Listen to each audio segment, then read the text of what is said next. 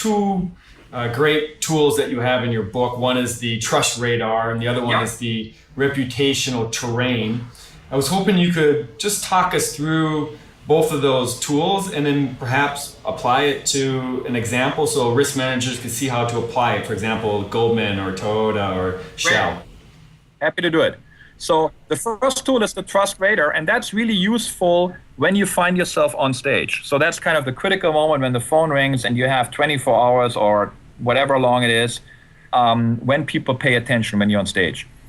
So the goal there is, number one goal is to increase trust. That's the goal, right? So you still have to solve the operational problem, but while you're doing that, maintaining or increasing trust is key. Now, what drives trust? What drives trust is a bunch of factors, and we can summarize them in these 4 dimensions. Number one is transparency, right? Transparency is not only about telling the truth. It's important, but it must be communicated in a way that I'm understood. So the way you want to think about it is transparency is reached when all your questions that you consider important to you have been answered. So there needs to be a sense of what would be of importance to you, how do I connect with that, and how to address them in a way that is relevant to you and you understand. That's transparency.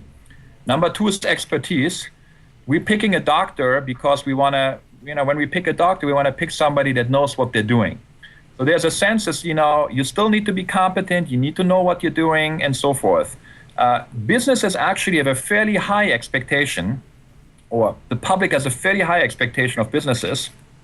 And that has a good and a bad side. The good side is they're assumed to be competent, but the downside is that if they're not, there's a sense is that, well, they should have been able to do this. Why didn't they do this? They're underinvested in the capability.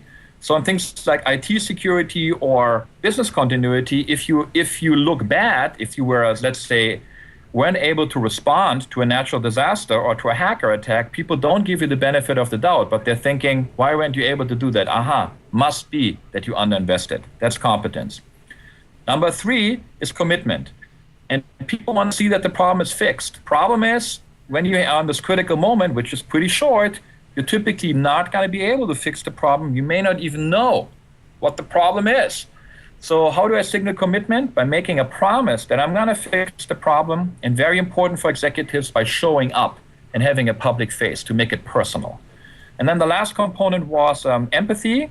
So that means people want to see that you feel their pain, that you're connecting, that you see that what's important to them is important to you in a genuine way. So, not a kind of like overly lawyered, what you don't want is a statement that reads like it's written by the legal department. That's not good. It needs to come from the heart. If you can't do it, then do something that's generic. Doesn't mean you have to say it's my fault, but people want to see that you can feel their pain. That's a critical component. It's again this human dimension that we've talked about.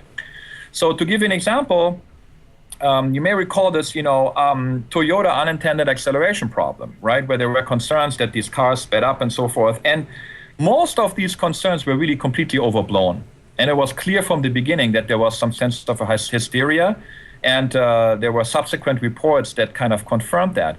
The problem was when Toyota managed that, is that it focused only on one factor. And that factor was expertise. And that is very common. So companies that find themselves in these crises tend to focus only on one factor, and that factor is expertise. And we actually know from some of the research is that when you get stressed out and you feel like there are a lot of threat and risks, your field of vision narrows, you try to retain control. And in our context, that means that people tend to only focus on their area that they can control, which is their expertise. So the flip side of that is that if you rely on your intuitions, on your instincts here, chances are you're going to fall into this expertise trap. So one important use of the tool is to just keep these dimensions open. So that's the trust radar. And you also asked me about the reputation terrain. Reputation terrain is really a way to think about, it serves really 3 purposes, and I use it for all 3 in the book. The first one is just to kind of, when you have an incident, right, you want to ask yourself, how big a deal is this, right? Is this a headache, or is this something that can be enterprise critical? So the first thing you always want to ask yourself is, how close is it connected to my business? Let's say it's deeply connected to my business. It goes to my brand, for example. Well, then the next question is this going to be a page 38 event or is it going to be page one? Now, when you get the call from 60 Minutes, you know, but that's too late. So you want to get a sense for what's driving that, right? And what the reputational terrain shows you is that there are typically two dimensions that determine that. And that varies from market to market and from country to country. But whatever market you're dealing with, these two dimensions typically outwork. Number one, audience interest. What's the type of stuff that people want to watch, read, and talk about? So anything involving a celebrity or something that's particularly gruesome or that has particularly strong images will have a high risk. It also means that companies that are a strong brand are more likely to generate audience interest because people just know them. The second thing is what I call social dimension or societal dimension, societal significance. And that means that's kind of something that's connected with a particular topic that is important in this country at that time. And that varies again, right? If you have an issue in China and it relates to the one-child policy, that is a big deal in China. It's not really a big deal in the United States. On the other hand, you have concerns right now, let's say, connected to the status of gay and lesbian couples in society, right? You have a business issue that's connected with that. It will create much more, right, of a reputational threat in the US than it would do, let's say, in the Netherlands, right? So these things are what is it that the companies that in the country is a big deal? What's the kind of different kind of controversial issues, and what is generating audience interest? So now the next thing is that will drive your strategies. And the critical one, the really difficult one, is where you have high audience interest and high societal significance, because in that cases, you want to be able to tell a compelling story, and ideally a story that makes you a hero rather than a villain.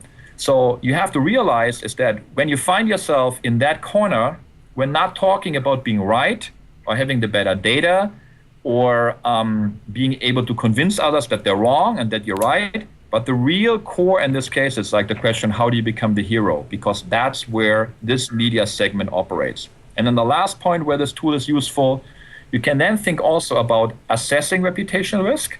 So when you make a business decision, you can ask yourself, right, where is this located on the reputational terrain? High, low, here, there. What are the trends? What are the dynamics? What's driving that? And then fold that back into your decision-making framework. So let's say you enter a new market or you have a new product, right? The same tool can help you to assess reputational risk of this particular product in a particular market. And then when you have that, you can take practice steps. Mm-hmm. It's great. I mean, we've used it also as pre-mortem exercises with executives, your two tools. Excellent. And scenario planning and exercising to get them comfortable using it. And to your point, it needs to be part of the decision-making process. Yeah,